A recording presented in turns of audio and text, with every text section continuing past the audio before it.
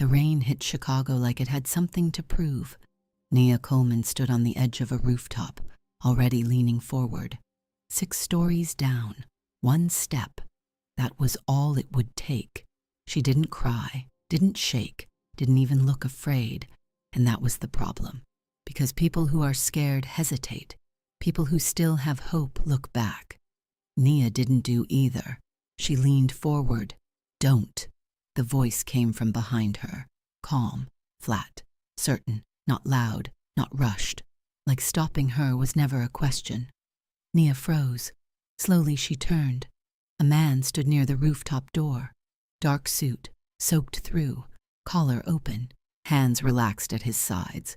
Korean, early 40s, and completely still. The rain hit him hard, but he didn't move, didn't step forward, didn't reach for her. He just watched. Not with pity, not with panic, with the quiet focus of someone who had walked into situations like this before and always walked back out. "Who are you?" she asked. He didn't answer. His eyes moved across her face slowly, carefully, like he was reading something he needed to understand before speaking. Then he said, "You're not tired of living." A pause. "You're tired of losing." Something in her chest shifted, sharp, unexpected. Not comfort, not hope. Something more dangerous than both. The feeling of being seen accurately. She opened her mouth, but nothing came out. He held her gaze for one more moment, then turned. "My car is downstairs." A beat. "Get in or don't." And he walked away. No hesitation, no second look, just gone, leaving the door open behind him, light spilling across the wet concrete while the rain poured in. Nia stood there at the edge. The city moved below her like nothing had happened. Cars, lights, people, a whole world that didn't know she had almost stepped out of it. She looked at the edge, then at the open door, then back at the edge. For 29 years she had made every decision, carefully, logically, in ways she could explain. This one, she couldn't explain at all, and maybe that was the point. She stepped back, 1 step, then another, and walked toward the door. The car was black, clean, expensive without needing to prove it. She got in and closed the door, and just like that, the rain was outside instead of on her. He drove. No music, no small talk, no urgency, just silence. But not the awkward kind, the kind that belongs to a man who chooses his words carefully and only uses them when they matter. The city moved past her window, the same Chicago, just different. "Where are we going?" she asked. He didn't look at her. "Somewhere warm," that was all. Nia looked down at her hands in her lap, still damp, still steady. They had always been steady. She trained them that way, because when everything else falls apart, steadiness is the one thing no one can take from you. She didn't ask another question. For the first time in months, she had nothing left to protect. Nia Coleman was not a woman who gave up. She never had been. She was raised by a woman who cleaned other people's houses 6 days a week and came home every night with the same message: be undeniable. And Nia believed that, not as motivation, as fact. She built her life on it. 5 a.m. alarms, pressed clothes, emails sent from waiting rooms, smiling while watching people she trained get promoted over her, telling herself her time was coming. It had to be. That's how it works. Right? She joined Hargrove and Lennox at 22. By 25, she was handling accounts no one her level should have touched. By 27, she was operations manager, the youngest in the company's history, the only Black woman in leadership, the person people went to when things stopped working. She trained 3 people who later became her supervisors. She smiled through every one of their promotions. She was 3 times as good. She was let go anyway. A Tuesday afternoon, a folder on the desk, a prepared expression. This isn't a reflection of your performance. Of course it wasn't. It never is. 7 years, gone in a conversation that lasted less than 10 minutes. Her phone buzzed before she reached the elevator. The company newsletter. Her replacement? 24, smiling. Fresh energy. The elevator doors closed, and for the length of that ride, she let herself feel everything she wasn't allowed to feel in that office. Then the doors opened. She walked out, smiled at the security guard, and stepped into the city like nothing had happened. After that, she did everything right. 58 applications, 9 callbacks, 2 final interviews where she walked in prepared enough to run the companies herself and felt the exact moment the energy shifted. Subtle. But she knew. Both emails said the same thing. We've decided to move in a different direction. Her medication cost $290 a month without insurance. She had been splitting doses. For 6 weeks. Her sister told her money was tight. 2 weeks later, she posted pictures from Cancun. Her boyfriend left while she was at an interview and sent her a request for his share of the utility bill. Nia made tea, sat down, updated her spreadsheet. Her mother was in Evanston, 58, forgetting things she shouldn't forget.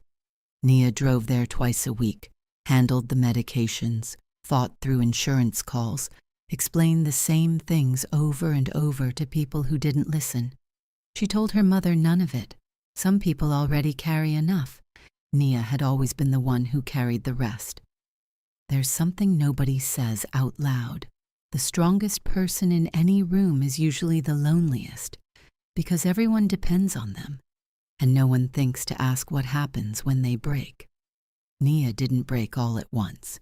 It happened quietly, piece by piece, until one day the voice in her head that had always said, "Keep going," stopped. The email came at 6:47 in the evening. She read it once, then again, then put her phone down and sat. 1 hour, 2. The apartment was quiet in a way that felt heavy, like something was missing, because something was.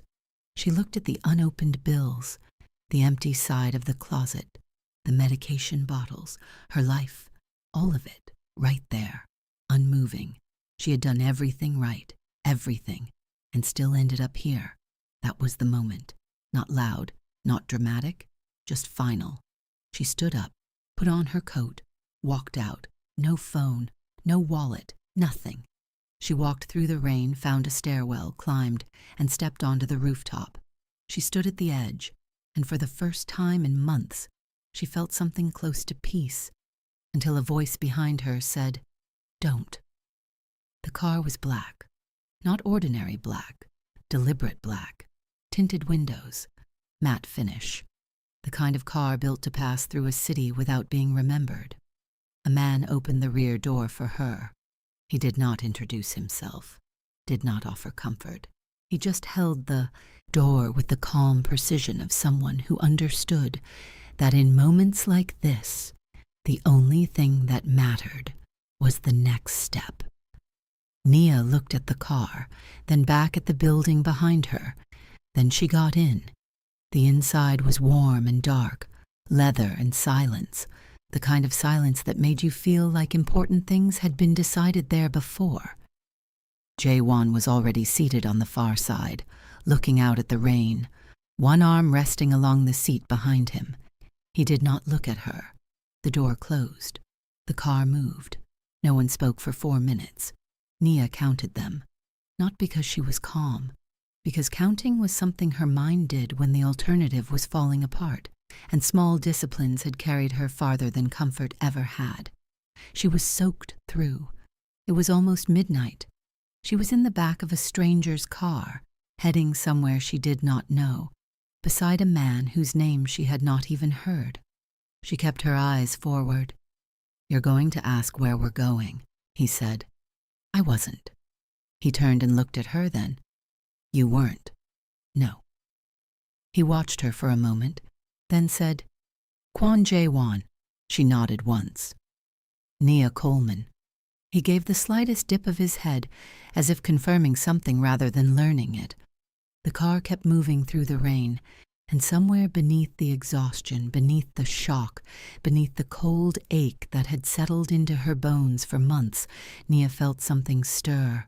Curiosity. Just a flicker. But alive. The building on the near north side had no name on it. Just dark glass, and a polished entrance, and the kind of silence money buys when it no longer needs to impress anyone. 2 men opened the door before Jaewon reached it. Inside, the lobby was all marble, low light, and controlled stillness. Men looked up when Jaewon entered, and something in the room shifted. Not dramatically, just enough to tell her everything she needed to know. He did not slow down. He moved through the lobby as if every inch of it answered to him. Nia followed him to the elevator, feeling attention turned toward her without anyone openly staring. "What is this place?" she asked when the doors closed.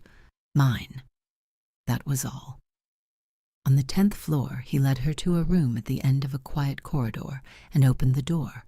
A neatly made bed, a bathroom, a wide window overlooking the city. "Someone will bring food and clothes," he said. He turned to leave. "Why are you doing this?" He stopped, but did not look back. "Go to sleep, Nia Coleman." Then he walked away. She stood there for a long moment after he was gone. Then she stepped inside, closed the door, and sat on the edge of the bed, with her coat still on. The city shimmered beyond the rain-streaked glass. She pressed a hand lightly to her chest and felt the steady beat there. Her heart had continued, without asking permission from the rest of her. Eventually, she took off her coat. She slept for 11 hours. Real sleep. The kind she had not had in months. No numbers, no dread, no waking with her jaw tight and her thoughts already racing. When she opened her eyes, the rain had stopped. Clean clothes had been left on the chair by the door. Dark trousers, a fitted black top, her size. That unsettled her for a second. Then she let it go. After showering, she stood in front of the mirror and looked at herself. Not fully herself, but close enough to remember the outline. When she stepped into the corridor, a young Korean man was waiting near the elevator. "Mr. Kwon would like you to join him." She followed him to a pair of double doors and entered a meeting room. Long table, 4 men in dark suits. Jaewon, standing at the head of the table with a document in his hand. He did not look up. "Sit." There was one empty chair. She took it. For the next 90 minutes, he ran the room in a smooth blend of Korean and English. Nia understood only part of what was said, but she understood the room perfectly. Everything moved toward him. Information, attention, decision. The other men spoke, but only after he made space for it. He asked precise questions in a low voice, and no one wasted words in reply. No one challenged him. No one interrupted him. When the meeting ended, everyone stood. Nia stood too. "Not you." She sat back down. Jaewon gathered his papers. "Can you read a financial ledger?" "Yes." "How fluently?" "I was operations manager for a logistics firm for 2 years. I read ledgers every day." That made him look at her. "There's a room on the 9th floor, 3rd door on the left. 14 months of supplier invoices need to be cross-referenced against the payment ledger. Flag discrepancies. Date them." Nia stared at him. "You're putting me to work. Would you prefer not to be useful?" She held his gaze. "No." "Good." He walked out. Nia sat there for a second after he was gone. Then she got up and went to the 9th floor. The room was small. 1 desk, 1 lamp, 2 badly organized boxes of files. She opened the first box, looked through the mess, and rolled up her sleeves. 6 hours disappeared. She cross-referenced invoices, flagged inconsistencies, built a tracking system, then created a summary that did more than list the problems. It showed patterns, repetition, clusters, meaning. No one had asked her to do that, but she had never known how to do work halfway. A tray of food arrived. She ate while working. Later, Jae-won appeared in the doorway. He looked at the desk, at the system she had built, at the summary resting neatly on top. He picked it up, read it, set it down, walked away.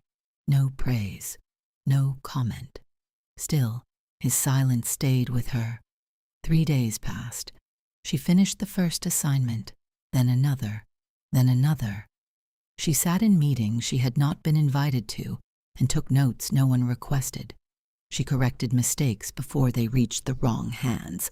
The right files began appearing on her desk before she asked for them. Chairs were pulled closer to the table. No one said she belonged there, but the room had started behaving as if she did. The first correction came on the 4th day. She was presenting a supplier summary to 3 of Jae-won's senior men when an old instinct kicked in and her arms folded across her chest. The meeting ended. In the corridor, Jae-won said, "Your arms?" She looked at him. "You crossed them while you were presenting." "I was cold." "You were defensive." She said nothing. He went on. "You walk into a room already bracing for rejection, and your body announces it before you speak. Stop doing that. It's natural. It is a signal." His gaze stayed on hers. "And it tells the room you have already accepted the possibility of losing. Do not give people that message again." He walked away. Nia stood in the corridor and slowly let her arms fall to her sides. The second correction came 2 days later. She was on a call with a vendor whose contract was already behind schedule when she heard herself say it. "I'm sorry to bother you, but—" Jae-won stopped in her doorway. After the call ended, he asked, "How many times did you apologize?" She frowned. "What?" In that conversation, she thought about it. "Twice." "For what?" "It's just how people speak." "No, it is how people shrink." That landed harder than she expected. He stepped into the room. "You called because he failed to deliver on time. You asked a question you had every right to ask, yet you apologized as if your presence in the conversation required forgiveness." She looked away. "Every unnecessary apology teaches people that you are the inconvenience," he said. "Stop teaching them that." He left her sitting there with the truth of it. The third correction came after Shin interrupted her in a meeting. Twice. The second time, she was in the middle of a sentence when he started speaking over her, stopped, looked at the table. Let him finish. Jae-won said nothing in the room. Afterward, he found her on the 9th floor. "Shin interrupted you." "I noticed." "And you looked down." "I was letting him finish." "You were surrendering the floor." His tone stayed even. "When someone cuts across you, do not retreat to make it easier for him. Hold your place. Hold his gaze. Make the room sit in the interruption until it becomes uncomfortable for the person who caused it." That's not how professional environments work. This is not a professional environment. He stepped closer. And even if it were, the rules you are quoting were written by people who benefited from your obedience. You followed them for 7 years. What did they give you? She had no answer. He looked at her for 1 more second. "You may dislike the way I speak to you, or you may become better. There is not enough time left for both." Then he left. Nia sat alone for a long time after that. The unsettling part was not that he was harsh. It was that he was right. Every correction had struck something she already knew, but had been trained to bury. The crossed arms, the apologies, the lowered eyes. None of it had begun as weakness. It had begun as survival. But survival strategies do not last forever.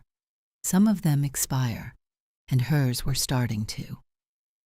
That Wednesday evening, she was walking between the 9th and 10th floors with a stack of documents when she heard voices around the corner. One belonged to Shin, the other she did not know. She was not trying to listen, but the hallway carried sound, and some sentences arrive before you can avoid them. How long is she staying? 2 weeks, maybe 3. You know how he is. A short laugh. Another woman he pulled off the street. Charity case. He'll get bored. Always does. Nia stopped walking. Her face stayed still. Her hands stayed still. But underneath that stillness, everything cracked open. She turned quietly, went back to her room, and closed the door. Then she stood in the middle of it and felt every old wound tear open at once. The job, the interviews, the bills, Denise, Derek, the empty closet, the years of proving herself only to discover she had never truly been seen. She knew this story. Work hard, stay useful, stay quiet, believe you have earned your place. Then learn through a conversation not meant for you that you were never considered real to begin with. She had heard that story before, at Hargrove and Lennox, across interview tables, in her sister's excuses, in Derek's absence. She pulled her bag from the closet and packed methodically, folded the clothes that had been given to her and left them behind, put on the things she had arrived in. Her coat was still slightly damp. Then she sat at the desk and wrote a note. "Thank you. I won't be a burden any longer." N. She stared at it for a moment.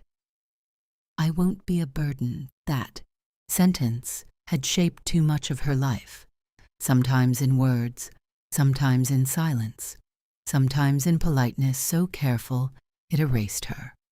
She folded the note, left it on the desk, picked up her bag, and walked to the elevator. When the doors opened on the ground floor, Jae-won was there. He stopped the moment he saw the bag. Then he looked at her face. "I reassigned those 2 men this morning, sir," he said. She stared at him. "Shin and the other one. They are no longer on this floor. I heard them before you did." The lobby stayed silent around them. "It doesn't matter," she said. "They only said what people say. It matters." His voice did not rise, but it hardened. "I did not bring you here out of pity." "Then why?" He looked at her with the same exact attention he had given her on the rooftop. "Because when I saw you that night, I did not see a broken woman. I saw a woman who had been carrying weight that was never hers, for people who never earned what it cost her." He took a step closer. "I saw someone disciplined, precise, someone who has spent so long being underestimated that she disappears in rooms where being underestimated is an advantage." Another step. "I saw a woman treated her whole life like a resource, useful, replaceable, convenient, never protected." His eyes dropped to the bag in her hand, then returned to her face. "That is not charity, Nia. That is recognition." The silence between them deepened. "The question is whether you are going to let 2 men who have built nothing write the last line of your story." Then he turned, walked to the elevator, and pressed the button. The filing on the 9th floor is still incomplete. The doors opened. He stepped inside, then looked at her once more. "And you make better coffee than anyone on this floor, though I have not told you that yet." The doors closed. Nia stood alone in the lobby. The street beyond the glass was dry now. The city was moving again, indifferent as ever. She looked at the exit, then at the elevator. Then she set her bag down, pressed the button. When the doors opened, she stepped inside. For one quiet moment, alone in that elevator, she felt the full weight of a decision that belonged only to her, not to fear, not to exhaustion, not to old habits, to her. When the doors opened again, she went back to work. Something changed after that, not all at once, in small, accumulating ways. She started sitting at the table instead of the corner. She spoke to vendors without softening her authority. One afternoon, a contract was 3 weeks behind, and she said, "This needs to be resolved by Friday. I need confirmation by end of business today." No apology, no hesitation. The confirmation came before 3. Another day, a man tried to speak over her in a meeting. She stopped, turned, looked at him, waited. He kept going for a few seconds, Then the silence from her side of the table became louder than his voice. He stopped. She continued from the exact word he had interrupted. At the far end of the table, Jae-won said nothing. But after the meeting, in the corridor, he gave her one word. Good. That was all. She went back to her office, sat down, and felt something settle inside her. Not happiness. Something deeper. The private satisfaction of returning to herself, to the woman she had been before the apologies, before the caution, before she learned how to make herself smaller to survive rooms that had already decided she should be smaller. She was not the same woman who had gotten into that car. She was not yet the final version of the woman she would become. But she was no longer standing at the edge of anything. She was standing in the middle of something now. And for the first time in longer than she could measure, that felt right. 3 weeks into Nia's time in that building, the work changed. At first, only slightly. The files on the 9th floor stopped being simple invoice checks and became something else. Vendor relationships, contract movement, patterns across companies that were supposed to have nothing to do with one another. She noticed it on a Tuesday. She was reviewing a set of logistics contracts when something familiar caught her attention. Not a name, not a number, a structure. The way a shell billing pattern had been dressed up to look like ordinary operating cost. The wording, the spacing, the rhythm of it. She had seen that shape before, not here, somewhere else. She sat back in her chair and stared at the page. Then she let her mind do what it had always done best, move through information until the hidden connections began to show themselves. She did not say anything, but after that she started looking differently. Nia had always been observant. Years in corporate operations had trained her to read systems the way other people read headlines, fast, quietly, completely. In Jae-won's world, she had been careful with that skill, learning the building, learning the people, learning which conversations flowed openly and which ones changed shape the moment she entered a room. After a while, one name kept surfacing, Hargrove and Lennox. She heard it in a corridor, then through a half-open door, then again in a conversation that ended too quickly when someone noticed her. Each time she filed it away, each time she said nothing. Then came the second name, Park Sung-jin. She heard it on a Thursday afternoon while working in the filing room. Lee Junho passed by the open door with another man she did not recognize. She only caught a few words before they moved on. Park Sung-jin moved the account again. Same structure as before? Same structure, different name on the paper. Nia looked up, then slowly back down at the contract in front of her. Same structure. She opened her notes and wrote one line. Who benefits from this structure, and what are they hiding inside it? Lee Junho found her the next morning. He was standing by the window on the 9th floor when she walked in. He turned, watched her for a second, then closed the door. That got her attention. She set her files down. He looked at her the way men look when they have already decided something difficult. How much have you figured out? It was not quite a question. Enough to know I haven't figured out enough, she said. He nodded once. Sit. She sat. He stayed standing. Hargrove and Lennox, he said. Her face did not move. You worked there 7 years. You know that. Operations manager. You handled primary logistics approvals. Yes. He held her gaze. Your termination was not random. The room went still. 3 years ago, he explained, Hargrove and Lennox stopped being only a logistics company. It became a financial channel. Money from a competing organization was being moved through legitimate invoices, buried inside supplier contracts, and dispersed through real business operations, until it looked clean. The system depended on speed, volume, routine approval, and an operation structure that processed everything without looking too closely. But Nia had looked too closely. She had flagged discrepancies early in her time there. Not enough to understand what she was seeing, but enough to become a problem. The first 2 had been explained away, then 4 more, small on their own, dangerous together. They didn't remove you because of restructuring, Lee Junho said. They removed you because you were too precise. She sat very still, and suddenly 7 years rearranged themselves in her mind. The missed promotions, the accounts quietly moved away from her, the conversations that changed when she walked in, the replacement chosen not for leadership but for obedience. And Jae-won? She asked. Lee Junho did not look away. We've been building a case against the organization moving money through Hargrove and Lennox for 14 months. We have the outside structure. We have the financial maps.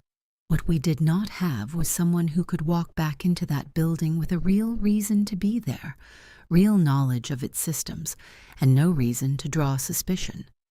The full picture clicked into place. He didn't find me and see me, she said quietly. He found a fit. Lee Junho answered carefully. He saw both. But the requirement came first, a pause.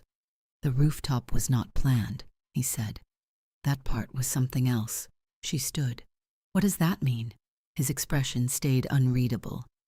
It means you should ask him, not me. She picked up her files and walked out. She found Jae-won in his office on the 10th floor. The door was open as usual. He was at his desk reading. He looked up once, saw her face, and knew immediately why she was there. Come in. She entered and remained standing. Hargrove and Lennox. He set the papers down. Lee Junho told you. He did. I told him to. She absorbed that. You told him to tell me. I told him that once you had assembled enough of the picture on your own, he should confirm it. That's a very organized way to describe using someone. I did not use you under false pretenses. You didn't tell me the truth. I told you the truth that mattered in the moment I found you. His voice stayed level. On that rooftop, the truth was simple. You were not done with life. You were done losing. That was true then. It is true now. And the rest? The rest is also true. She stared at him. You needed someone with my background, my access, my skill set. Yes. And when you saw me that night, you saw a solution. He opened his mouth, stopped. It was the first time she had seen him lose the next word. So she said nothing. She let the silence sit between them until it became heavier than speech. Finally, he looked at her and said, I saw someone I could use, held her gaze. And I saw something that made me get out of the car. She did not move.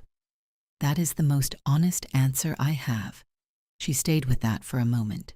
Then she said, I want the full picture, what you need from me, what you already have, what I would be walking into, the risks, the exit, what happens when this is over, everything. He studied her. Then something almost like approval passed over his face. Sit down, he said. She sat. He talked for 40 minutes. About Park Sung-jin, about 11 years of quiet financial war, about legitimate companies turned into channels for hidden money, about Hargrove and Lennox being one of 7 infiltrated companies, and the most valuable one because of how much moved through it. Construction, shipping, public infrastructure, city money, regional reach. They had spent 14 months building the case, mapping the outside, following the structure, preparing the legal collapse. But they still needed one thing, the Wendy internal approval chain. 3 years of transactions above threshold, extracted cleanly by someone who knew the system well enough to get in and out without triggering alarms. No one inside that building understands the system the way you do, Jae-won said. And the woman who replaced you is processing instructions, not patterns. Nia listened, then asked the most practical question first. What reason gets me inside? You are a consultant now. Vendor account review. Legitimate firm. Legitimate access. Real credentials. Your knowledge of the account makes your presence natural. Natural is not the same as safe. No, he said, it is not. How long? 2 to 3 weeks. And when it is over? Hargrove and Lennox stops functioning as Park Sung-jin's instrument. She watched him. Then she said, I want 40%. His expression did not change. 40% of whatever you recover from them. They took 7 years from me. I am not doing this for gratitude, closure, or recognition. I am doing this as a professional service. He was quiet for a moment. 30. 40. And full care for my mother for 5 years. That changed something in his eyes. 35. And the care. 40. And the care. And if you ever send me into something again, I get the whole picture first. He held her gaze. A long pause. Then 40. And the care. And the full picture. She extended her hand across the desk. He looked at it, then took it. Once. Firmly. When do I start? She asked. Monday. She stood and moved toward the door, then stopped. One more thing. He looked up. You told Lee Junho to wait until I had figured out enough on my own. Yes. How long did you think that would take? A month, he said. At minimum. She held his gaze. It took me 11 days. Then she walked out. Monday morning, 8:45 a.m. Nia Coleman stood outside the glass building, in the loop, and looked up. 7 years of her life sat inside that building. Years of discipline, years of being better than she was rewarded for, years of giving more than she got back. She had walked out of this place with 4 weeks of severance and a controlled face. Now she was coming back in a different coat, with a different posture, as a different woman. She buttoned her jacket, then walked inside. The lobby guard looked up, then looked again. That small double take told her everything. Morning, Nia said without slowing down. Her consulting credentials were real. Her appointment was real. Her reason for being there was clean on paper. She signed in, took the elevator, stepped onto the floor she used to run. The receptionist was new.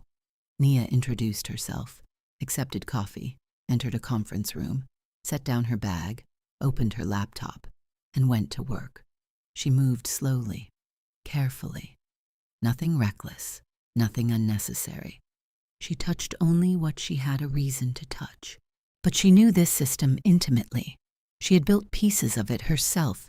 She knew where competent people would hide things and where incompetent people assumed no one would ever look.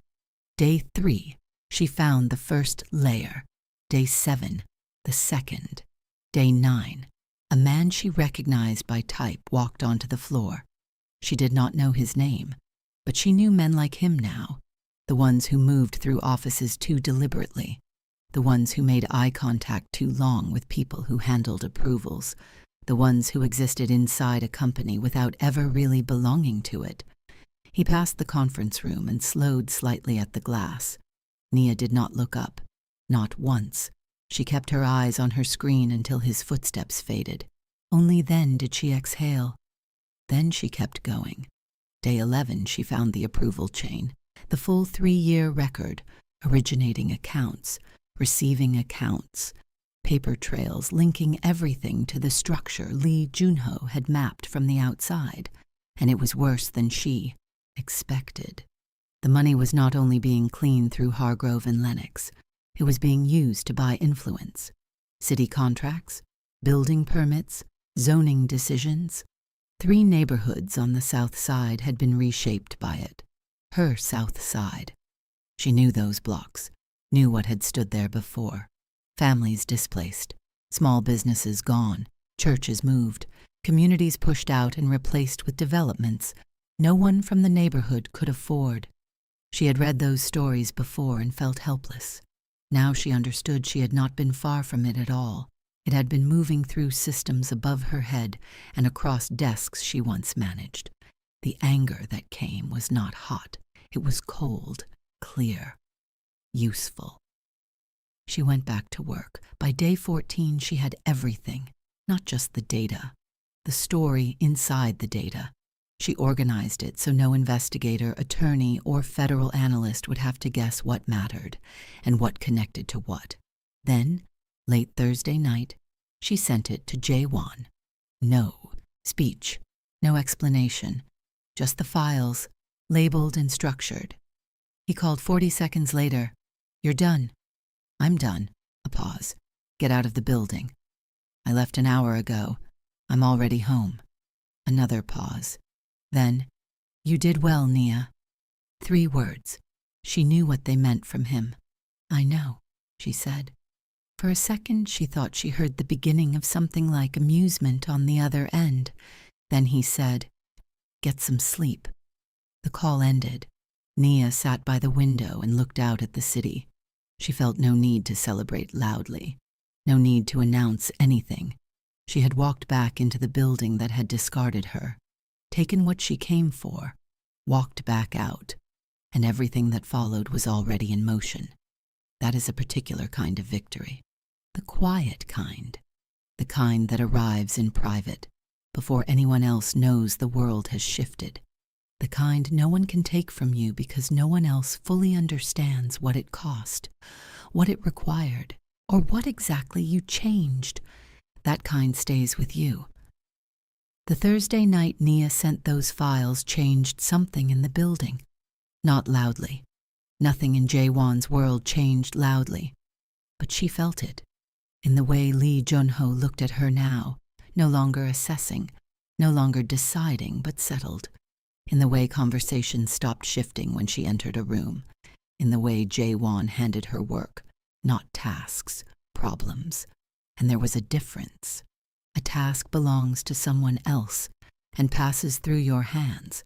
A problem becomes yours until it is solved. He was giving her problems now. She was solving them. She had also started noticing him. Not the obvious things, the smaller ones. The way he appeared in the doorway of the 9th floor room for no reason she could name. Not to check her work. That had stopped being a question. Just to stand there for a moment in that silence, they had somehow turned into something that no longer felt empty. The way he rearranged his schedule on the Tuesday. Her mother had a bad day. Nia had told no one, had shown no sign, had managed it privately, the way she managed everything. Yet at the end of the corridor he appeared and handed her a card. "Best neurologist in Illinois for her condition. Appointment is Thursday. My driver will take you." Then he turned to leave. "Jae-won," he stopped. "How did you know about my mother?" A pause. "You sleep less on Tuesdays. You leave earlier. Return later. Your work does not suffer, but your coffee doubles." Another pause. "I pay attention to things." Then he walked away. Nia stood there with the card in her hand long after he was gone. She told herself it was strategy, that he protected useful people, that she was an investment. She told herself that. She almost believed it. What she did not know was that Park Sung-jin had already been watching, not reacting, watching. He had known for weeks that something had shifted inside Jae-won's operation. Then he learned the shift had a connection to Hargrove and Lennox. Then he learned about the woman. By the time he had her name and history, one thing mattered more than the rest. Jae-won had let someone matter. That was enough. So Park made a decision. It happened 2 blocks from the building. Nia was walking back from a meeting, enjoying the first clear afternoon in weeks, working through a problem in her head while the city moved around her. She was not afraid. That was what she would think about later. 3 months earlier, fear had followed her everywhere. Bills, rejections, silence, her own thoughts. Now she was no longer afraid of those things, which meant she was not afraid of the right one. The black car pulled up beside her. The door opened. 2 men stepped out. She had half a second to understand what was happening before the choice was taken from her. The whole thing was quick and quiet and efficient. The door shut. The car moved. And Nia Coleman sat in the back of a stranger's car for the 2nd time in her life. This time, it was not by choice. When she opened her eyes to the room, the first thing she noticed was that her hands were free. The second was her bag on the floor beside her. Everything was there except her phone. That told her something immediately. This was not theft. It was a message. A single light hung over the table. One empty chair faced her. The room smelled like concrete, old smoke, and cold air. Nia sat up straight, uncrossed her arms, placed her hands on her thighs. Then she breathed slowly and evenly, the way she had taught herself to breathe on bad nights, when keeping control was the only victory available. She was afraid. She did not lie to herself about that. She was afraid and still sitting upright. The door opened. Park Sung-jin walked in. He was smaller than she expected, compact, quiet, somewhere in his early 60s, but the stillness around him was the kind that belongs to men whose power no longer needs performance. He sat across from her and studied her. Then he placed a phone on the table and slid it toward her. Her mother, Gloria, sitting in her kitchen in Evanston, alive, safe, unaware. Nia looked at the image for a long time, then up at Park. He spread his hands slightly, like a businessman opening a negotiation. "Call Kwon Jae-won," he said. "Tell him Park Sung-jin would like to renegotiate." Nia looked down at the phone again, at her mother's face, at the woman whose smile had been the fixed point of her life through every collapse, every disappointment, every season of carrying too much. Then she picked up the phone, looked at it, set it back down. Park watched her closely. "My mother has dementia," Nia said quietly. "She will not understand what is happening. If you frighten her, then make the call." "I'll make the call," Nia said. He waited. "But first, I need you to understand something." He leaned back slightly, curious now.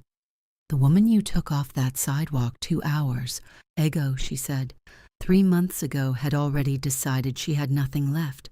No job, no money, no one coming. She leaned forward. "I am sitting in this room right now, and I want you to look at my face and decide whether that woman is gone." Park looked at her, really looked. "Because whatever you think you are holding over me," she said, "fear stopped running my life 3 months ago. A woman who has already stepped back from the edge is not the negotiation you planned for." The room went still. Park had expected fear, or panic, or calculation shaped by fear. What he found instead was something harder to use. Real calm, not performance, not denial. The calm of someone who had already faced the worst version of her own mind and survived it. That was not leverage. That was a problem. He was still deciding what kind when his phone rang. He checked the screen, answered, said nothing. Then, "Your concern for the woman is noted, Kwon." A pause, then another. Something changed in his face, only slightly, but enough. He ended the call, looked at Nia, slipped the phone with Gloria's photograph into his pocket, and stood. "You will be returned," he said. Then he walked out. Back at the building, Jae-won knew something was wrong before anyone fully explained it. Lee Jun-ho appeared at his office door at 6:17 and said nothing. Jae-won looked up once. "Nia." Not a question. Jun-ho gave the smallest nod. What happened next was the only time in 9 years that Jun-ho had seen Kwon Jae-won move before thought appeared to finish catching up with him. He was already standing, already reaching for his phone, already issuing instructions. His voice remained level, exact, controlled, but underneath it was something Jun-ho had never heard from him before. Urgency. 3 calls, short, precise, enough to move things that could not be undone. Then he called Park directly. He stood at the window and said, "You have something that belongs in my building. You have 60 seconds to tell me she is unharmed. After that, I tell you what happens to everything you have built if she is not returned tonight." Jun-ho watched his face during the silence that followed. He had seen Jae-won negotiate with men far more visibly dangerous than Park Sung-jin. He had never seen his face look like this. Finally, Jae-won said very quietly, "You have until 10. After that, I stop negotiating. I start ending things." Then he ended the call. He stood at the window for one more second, then said, "Get the car." She was back in the car for 23 minutes. No one spoke. No one looked at her. The same efficiency in reverse. Then she was out again, standing 4 blocks from the building, the car already disappearing into traffic. She stood there for a moment. Her hands were steady. Her breathing was even. That surprised her less than it should have. She picked up her bag and started walking. 2 blocks later, the black car turned the corner and stopped. Beside her, the door opened. Jae-won got out. He stood in front of her on the sidewalk and looked at her face with full attention. Not assessment, not analysis. Something else, something raw. He looked at her the way people look at something they came too close to losing. She held his gaze. "I'm fine," she said. He was silent for a long moment. His eyes moved over her face, her hands, then back to her face. "I know," he said. But he still did not move. "Jae-won," he looked at her. "This is your fault," she said. "I was in that room because of you." "Yes. And I'd walk back into it." He went still. She stepped closer. "So figure out what that means to you." Then she walked past him to the car. He stayed where he was for a second, then followed her. She slept. Not the collapse of someone emptied out, the sleep of someone who had sat in a concrete room with leverage placed in front of her, looked it in the face, and learned something important about herself. By 6 the next morning, she was awake. By 7, she was at her desk on the 9th floor with coffee and work in front of her. Lee Jun-ho appeared at 7:30, looking like a man who had expected a very different kind of morning. "You're working," he said. "There were 3 things on this desk that needed attention yesterday." He stood there for a moment. "How are you?" She looked at the files. "I'm working, Jun-ho. That's how I am." He nodded and left. Jae-won came at 9. He stood in the doorway. She did not look up. "Sit down," she said. "I need to talk to you." He came in and sat across from her. She put her pen down and looked at him. "Park Sung-jin will come for me again." "Yes." "He found me because someone inside your operation gave him information. We're identifying that person." "How long?" "By the end of the week." She nodded once. "And Park Sung-jin?" Jae-won met her eyes. "The documentation is ready. Once it moves, his network starts losing structure. The accounts freeze. His reach contracts." "When does it move?" "That depends on you." She frowned. "I need your sign-off," he said. "You built the case. I will not move it without your agreement." She held his gaze for a beat. "You're asking my permission." "I am telling you that you are a principal in this, not an instrument. What happens next happens with you, not through you." The room went quiet. She lifted her coffee, set it back down. "Move it," she said. He nodded and stood. "Jae-won," he stopped. "Last night on the sidewalk, you got out of the car." He said nothing. "The first time you got out of a car for me, you explained it away. Last night, there was nothing to explain away. You looked at me like—" She stopped. He waited. "Like I was something you had come very close to losing." He held her gaze, then said, "I have spent 20 years removing every vulnerability from my life, every attachment, every point of leverage, every person another man could name and use against me." He did not look away. "And then I got out of a car on Michigan Avenue." She stayed quiet. "And then I got out of a car last night." "And?" His pause was long enough to mean something. "And I understand now." She looked at him. "But I am not saying it in a filing room at 9 in the morning." Something shifted across her face. "That may be the most human thing you have ever said to me." He moved toward the door. Move the documentation, she said, and finish that thought later. He stopped at the doorway. Tonight, he said. 7, 12th floor. Then he left. The dining room on the 12th floor was simple. 1 table, 2 chairs, floor-to-ceiling glass, Chicago at night below them, bright and indifferent and beautiful. He was already there when she arrived, standing by the window in a dark jacket with no tie, collar open the way. It had been the first night. He turned when she entered. She sat. He sat across from her. For a moment, neither of them spoke. Food waited on the table. The city moved beyond the glass. You said you understood, she said. He picked up his glass, set it down again. I got out of the car the first night because something about you did not sit correctly with me.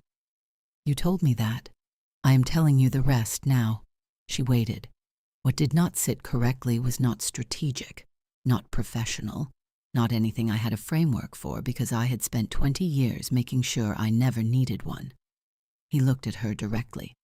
You were standing there, believing no one was coming. Something in me objected. She held his gaze. Objected. Strongly, he said, and without asking my permission first. Something at the corner of her mouth moved. Kwon Jae-won, she said, are you telling me you have feelings?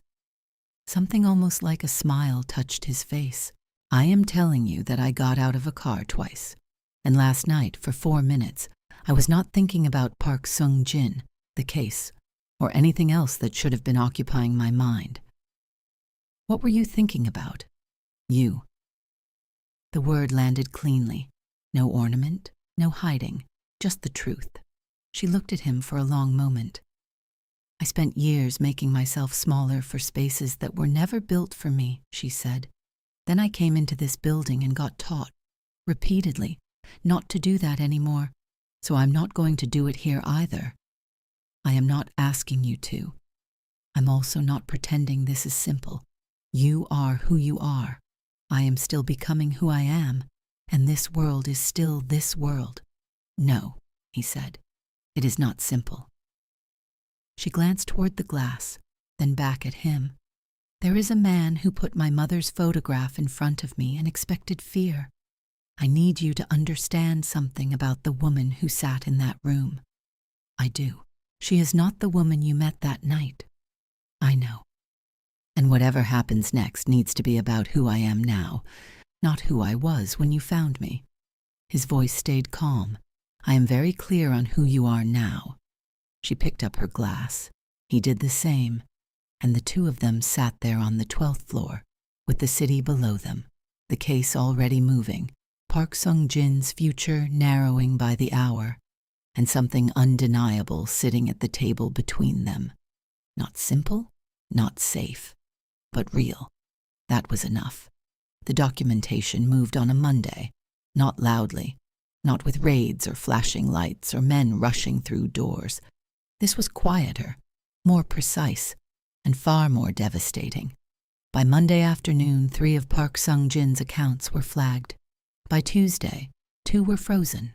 By Wednesday, lawyers were calling. By Friday, his network didn't collapse. It simply stopped holding itself up, like a building that suddenly realizes it has no foundation. Lee Junho stood in the doorway Friday afternoon.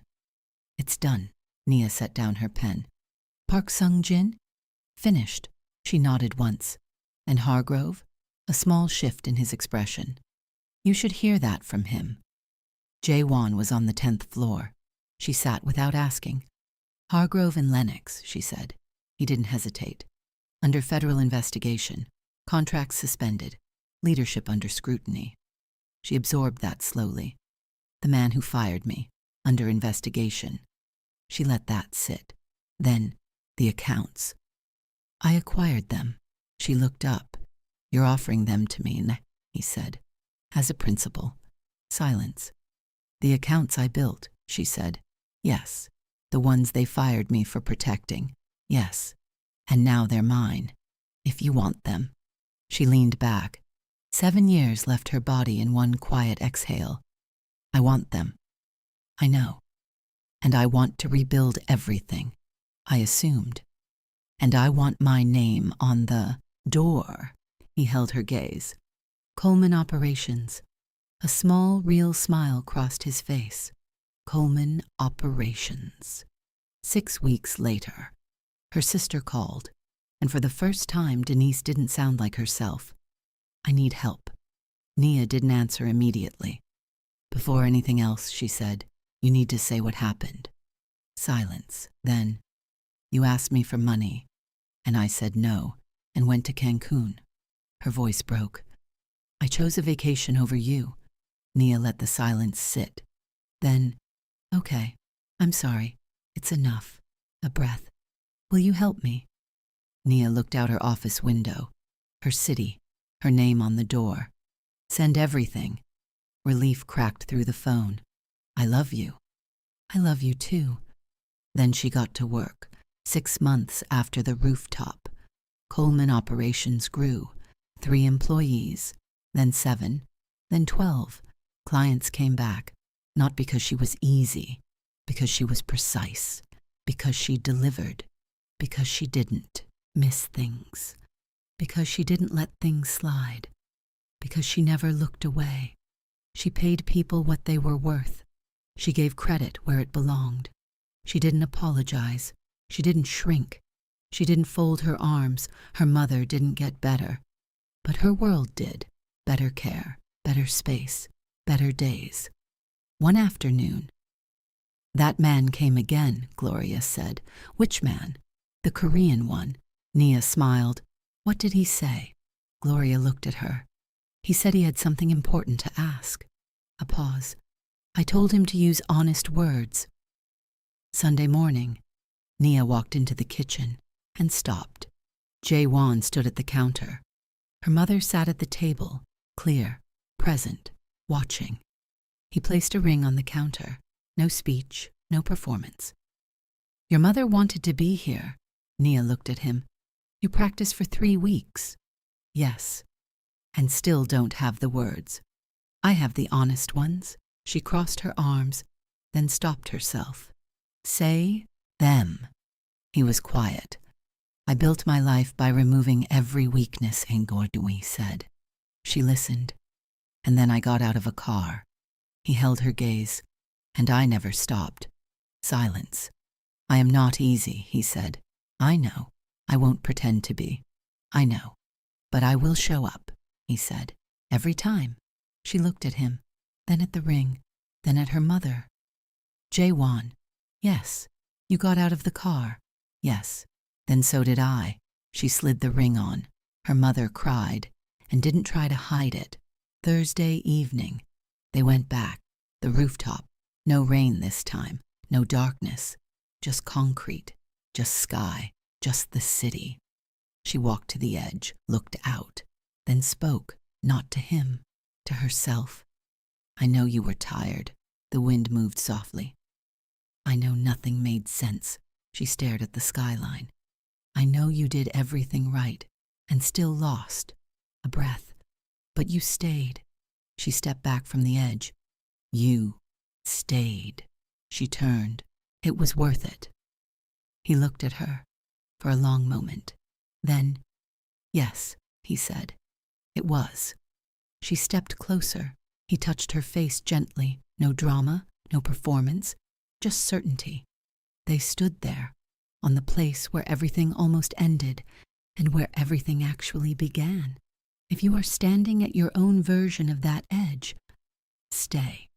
Take one more step, because what's waiting on the other side is not just survival. It's your name on the door. It's peace in a place you thought you'd never find it. It's a life you couldn't imagine from where you are now. Stay and write it.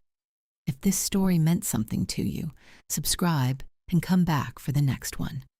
Some chapters end, but the best ones are still ahead.